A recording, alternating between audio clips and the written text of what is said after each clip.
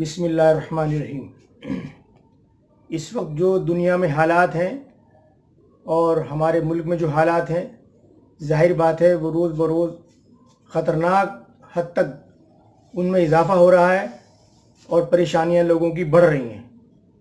ایک طریقے سے یہ اللہ تبارک تعالیٰ کی طرف سے سخت آزمائش ہے۔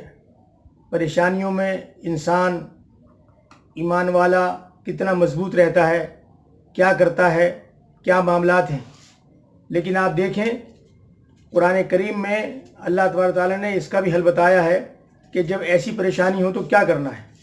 آپ کے سامنے جو اس وقت پریشانیاں ہیں، لیکن اس کے باوجود بھی ہم ایک دوسرے سے بات کر رہے ہیں، ایک دوسرے پر پیغامات بھیج رہے ہیں، ایک دوسرے سے ہمارا رابطہ ہے، ہم گھر میں اپنے اہل و عیال کے ساتھ بیٹھے ہوئے ہیں، کھا رہے ہیں، پی رہے ہیں۔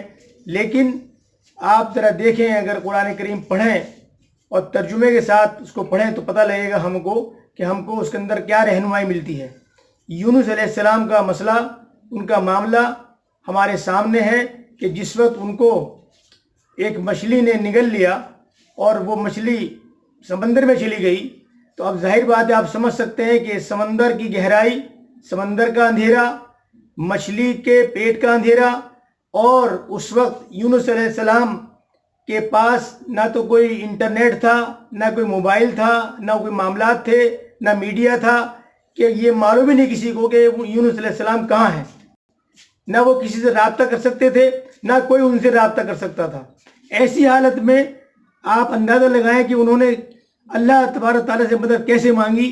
وہ مدد قرآن کریم میں بتائی گئی ہے، جو ہمارے لیے ایک نصیحت ہے اور ہمارے لیے ایک سبق ہے۔ لا الہ الا انت سبحانک انی کنت من الظالمین، یہ پڑھا یونس علیہ السلام نے اور اللہ تبارک تعالیٰ نے ان کو اس سے نجات دی۔ تو آج ہمارے پاس جو وقت باقی ہے، ہماری زندگی کا وقت جو باقی ہے، ہمیں آج کی تاریخ میں ایسے حالات میں صرف اور صرف اس کا ورد کرنا چاہیے، لا الہ الا انت سبحانک انی کنت من الظالمین، اور نمازیں پانچوں وقت کی پابندی کے ساتھ پڑھنی چاہیے۔ اگر آج ہم اس لاک ڈاؤن والے مسئلے میں گھر میں بیٹھ کر بھی پانچوں نمازوں کی پابندی نہیں کر پائے تو ہمیں اپنے آپ پر خود سوالیہ نشان لگا لینا چاہیے کہ ہم کون سی کیٹیگری کے مسلمان ہیں۔ السلام علیکم رحمۃ اللہ وبرکاتہ۔